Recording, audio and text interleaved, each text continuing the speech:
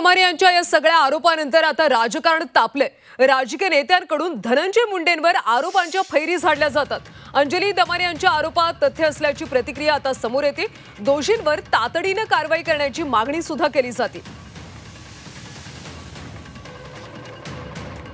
अंजली ताईने जे आज आरोप केलेले आहेत त्याची गांभीर्याने दखल घेऊन त्याच्यावर कारवाई झाली पाहिजे। त्या सामाजिक कार्यकर्त्या आहेत, त्यांनी हे जे पुरावे दिलेत त्याची चौकशी करण्यात यावी, म्हणजे महाराष्ट्राला कळेल काय चाललंय आपल्या महाराष्ट्रात। कारण का प्रत्येक शेतकरी, शेतमजूर म्हणजे कुठलाही घटक समाजातला यांच्यासाठी जे सरकार धोरण राबवतंय त्याच्यात मी पण एक शेतकरी आहे, तर यांची काय भूमिका असली पाहिजे, काय हे नेमकं प्रकरण आहे याची माहिती समाजासमोर आली पाहिजे। अंजली ताई दमानी जर बोलल्या गोष्टी तर ते कागदपत्र असल्याशिवाय ते बोलत नाहीत।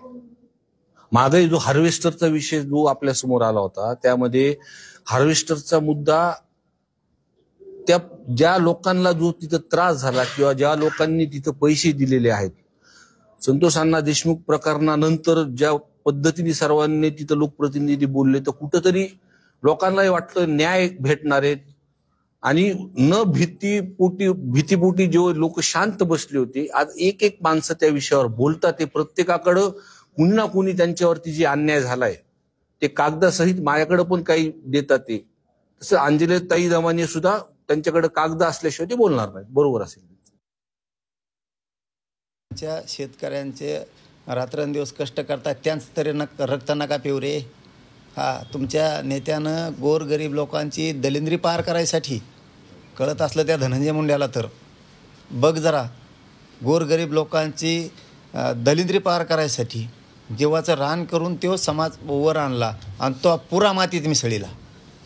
इतकं पैशासाठी आणि दुसऱ्या जातीवर जळतो, जातीवाद करतो यासाठी पुरतं संपून घेतलं आणि संपवलं। राहिली थोडीफार उरली सुरली तेवढी तरी ठेव, तरी पण सरकार असल्या लोकांना सांभाळतंय म्हणल्याच्या नंतर राज्यात जनतेलाच रस्त्यावर यावं लागणार आहे, त्याशिवाय सरकार ठेपेल नाही।